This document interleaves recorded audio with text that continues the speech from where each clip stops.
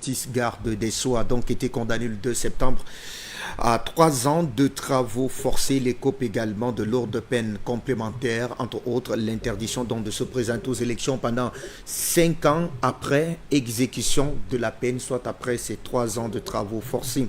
Interdiction d'accès aux fonctions publiques, privation du droit à la libération conditionnelle et même à la réhabilitation, restitution de 19 millions de dollars américains. Le président du parti Nouvel Élan, qui était jusqu'alors un allié critique du président Félix Antoine Tshisekedi à Tshilombo, n'a cessé de clamer son innocence tout le long de son procès. La condamnation de Constant Moutamba est-elle le symbole qui triomphe d'une véritable justice sociale, ou alors celle aux autres? On tente de répondre à cette question avec vous, président Manakani. Pourquoi l'annonce de sa condamnation a fait tant d'émue? Oui, parce que c'est du n'importe quoi. C'est du n'importe quoi. On reproche à quelqu'un une infraction qui n'en est pas une. Il n'a détourné aucun rond. L'argent est là. L'argent présumément détourné est là. Simplement, pour des raisons de fonctionnement, il a simplement retiré l'argent d'un circuit consacré pour le mettre dans un autre circuit afin de sécuriser l'argent et faciliter l'accomplissement du marché en question conformément aux directives du président Tshisekedi. Donc, tout ça a été démontré. C'est un règlement de compte. On veut éliminer un homme politique qui monte dans le pays, qui s'est engagé à fond dans la réforme de la justice congolaise en RDC, conformément aux directives de M. Tshisekedi. Évidemment, ça a heurté de gros intérêts. D'abord, les intérêts fondamentaux d'une justice Kabila a bâti, a systématisé durant son règne et qui lui est pour l'essentiel encore acquis. Je crois que deuxièmement, il a heurté un ensemble d'intérêts organisés, y compris au sein du gouvernement de M. Tshisekedi, qui entretiennent des rentes, des détournements d'argent, etc., qui voyaient d'un très mauvais œil la dynamique qui était portée par ce jeune le ministre d'État, M. Moutamba. Donc il y a une alliance criminelle, d'intérêts criminels, qui sont entendus pour sacrifier M. Moutamba. Donc voilà, c'est une honte. Et donc, au-delà des enjeux politiques, vous le dites, il y a beaucoup plus des enjeux économiques, il y a des enjeux politiques, oui, vous avez raison, mais je veux démontrer que tout ça, il y a une coalition criminelle d'intérêts, intérêts politiques, intérêts économiques. Je vous dis que, d'abord, M. Kabila et ses partisans n'ont jamais toléré, d'abord, la détermination du ministre d'État dans la défense de son pays, son patriotisme. Deuxièmement, son engagement, sa détermination, dont il a fait preuve dans la condamnation de M. Kabila. De manière plus précise dans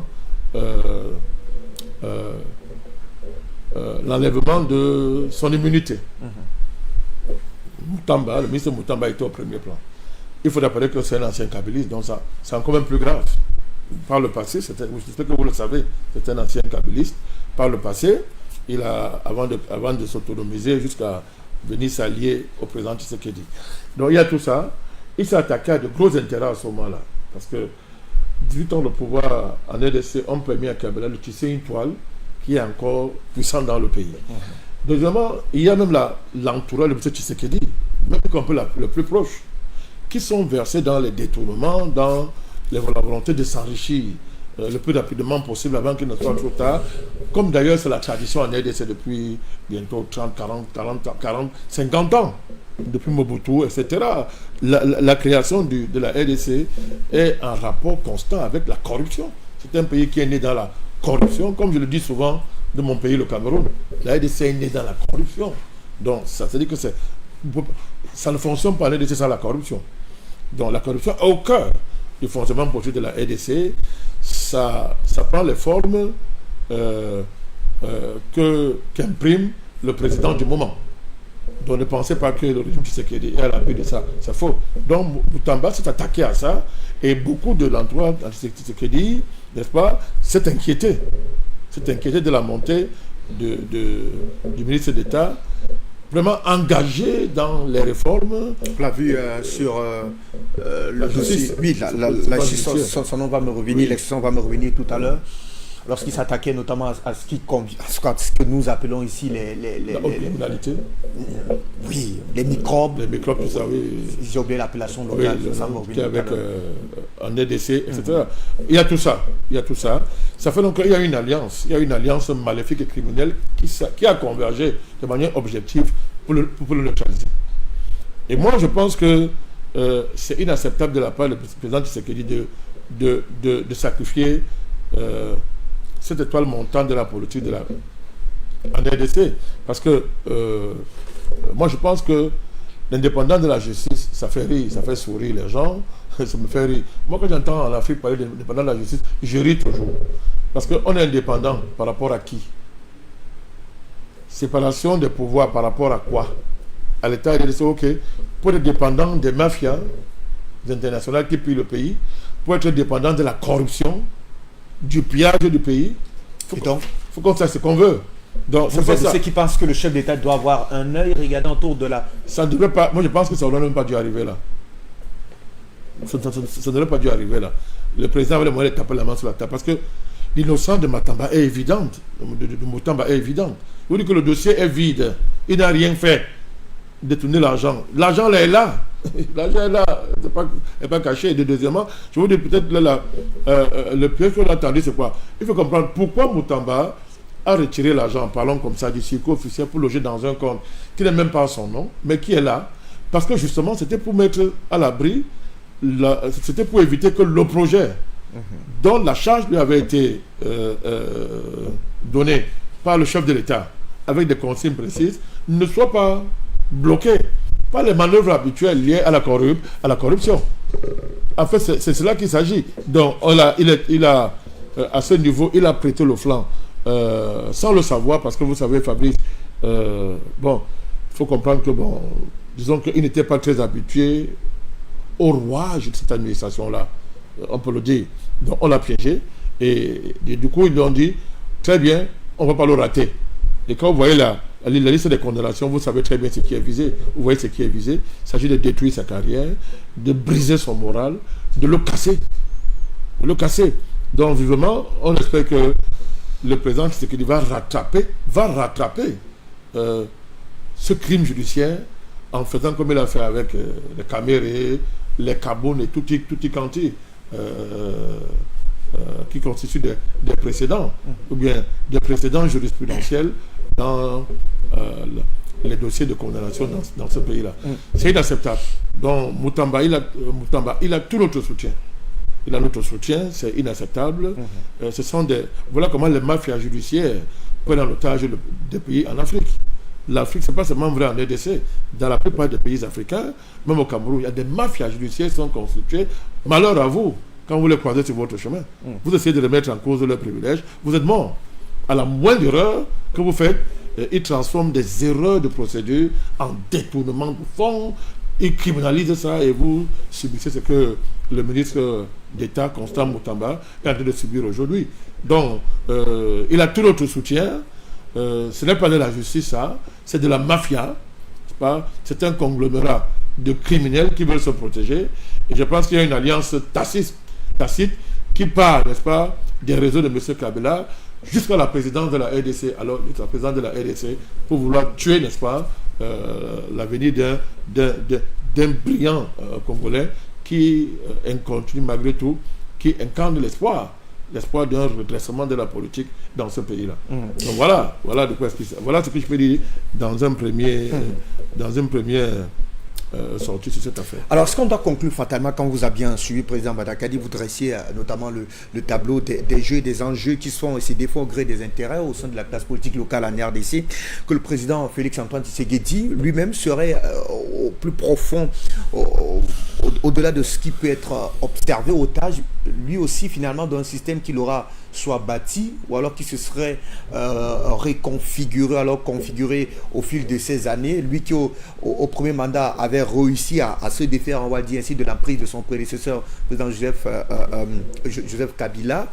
Aujourd'hui, est-ce qu'il est lui-même finalement au cœur d'un engrenage qui voudrait effectivement que les cadres de son pouvoir se tiennent et on se tient finalement comme une véritable toile parce qu'on veut pérenniser un quelconque pouvoir, se maintenir aux affaires. Sinon, comment expliquer clairement qu'aujourd'hui, même au niveau de Premier ministère, que l'on soit silencieux sur cette affaire, pas un seul membre de son gouvernement ne soit monté au créneau pour tenter de dénoncer ce qui est véritablement présenté comme une cabale judiciaire contre Constant Moutamba? Je vous dis que c'est une alliance tacite, criminelle. Les criminels, tous ceux qui sont mouillés dans la corruption en RDC, dans l'entourage présidentiel du Premier ministère, ont convergé avec les réseaux de M. Kabila et les réseaux de la mafia, du cartel judiciaire. Permettez-moi l'expression, je suis sévère, mais j'assume ça. Du cartel judiciaire, il y a eu une convergence, mon cher Fabrice, pour écarter quelqu'un qui dérangeait. Quelqu'un qui dérangeait par sa démarche. Mais écoutez, on vous dit ceci. Écoutez, le détournement sur lequel porte l'accusation concerne des fonds publics dans le cadre de l'octroi d'un marché de construction d'un centre pénitentiaire dans le nord-est de la République démocratique du Congo. Plus précisément à Kisangani, dans la province de Chopo, selon la justice. La somme est estimée à 29 millions de dollars. Écoutez ce qu'on dit. Moutamba a agi avec l'intention. Vous vous rendez compte? A agi avec l'intention d'enrichir frauduleusement l'entreprise adjudicataire en violation des règles de procédure. Je vous ai dit ça. Ça, c'est le juge Kabasele, Jacques, qui le déclarait lors de la lecture du jugement. Vous vous rendez compte? C'est-à-dire qu'on est en train de juger l'intention. On ne juge pas les faits. On juge l'intention de quelqu'un. Je ne sais pas si vous vous rendez compte. Si. Alors, il dit, il a autorisé un décaissement de 19,9 millions de dollars pour payer un acompte à l'entreprise Zion Construction, soit plus de la moitié du montant, alors que la loi autorise que 30%. C'est-à-dire que, je vous ai dit que, le ministre en question n'a jamais touché l'argent, il n'est pas lié de près ou de loin à l'entreprise en question. Je vous dis qu'il a simplement, pour éviter qu'il y ait des blocages dans l'exécution, n'est-ce pas, de ce marché qui était urgent d'après les prescriptions du chef de l'État, etc. C'est tout ce qu'il a fait. Il n'a pas touché l'argent est même là. Hein. Oui, mais vous dites, on juge l'intention. Je ne sais pas si vous comprenez là. Alors on juge une intention. Non. C'est-à-dire que il a été sacrifié.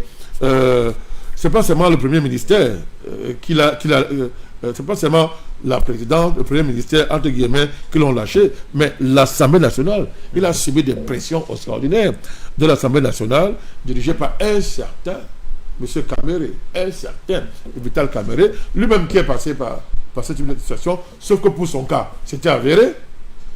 C'était avéré. Voilà. Donc,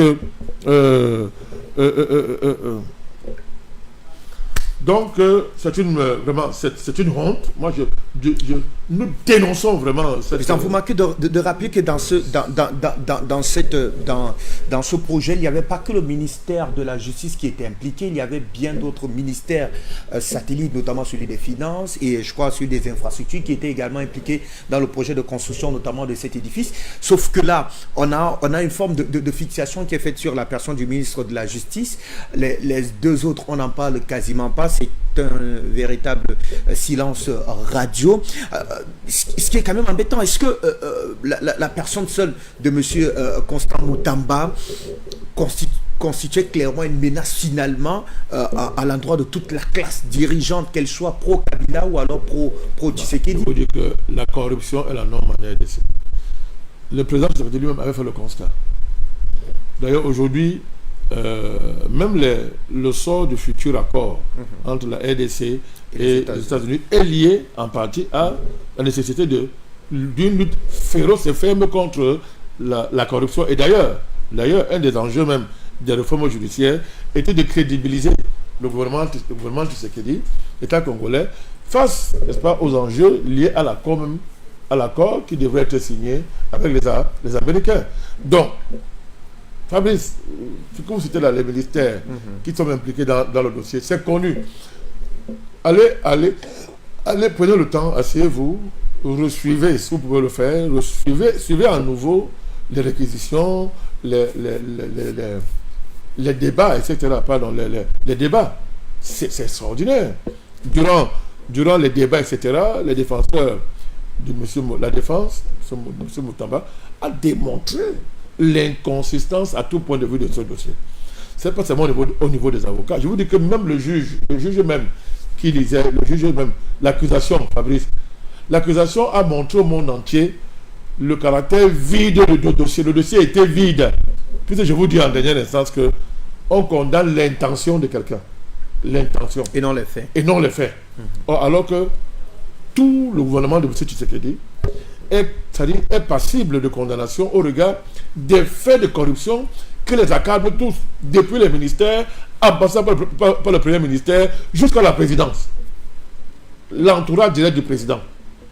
Alors, donc vraiment, c'est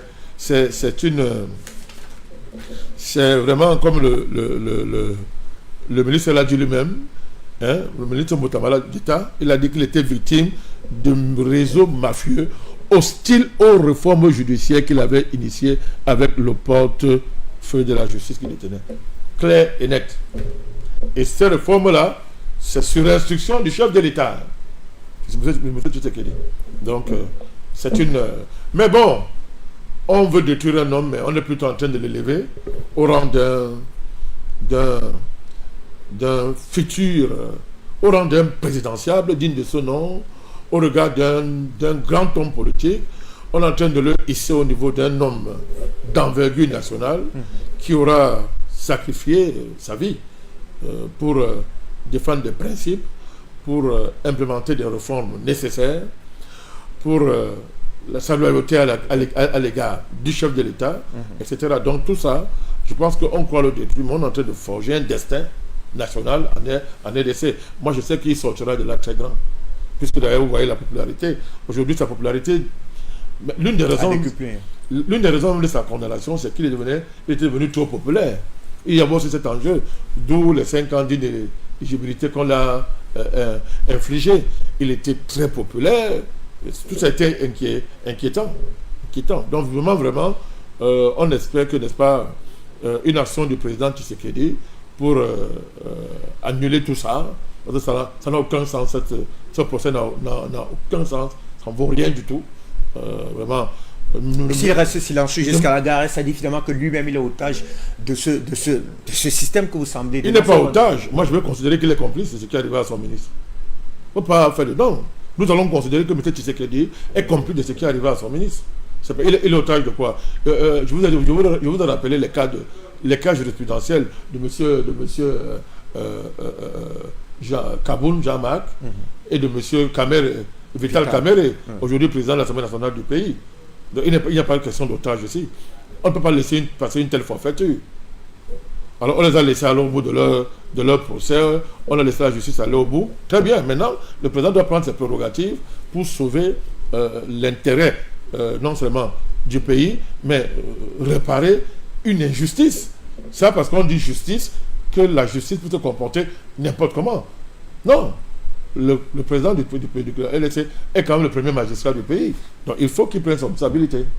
Voilà. Sinon pour nous, ça sera de la complicité claire et nette, n'est-ce pas, dans l'élimination de quelqu'un qui était pourtant en train d'implémenter les recommandations du président Tshisekedi. C'est très important de rappeler ça. Donc monsieur le ministre d'État, soutien total.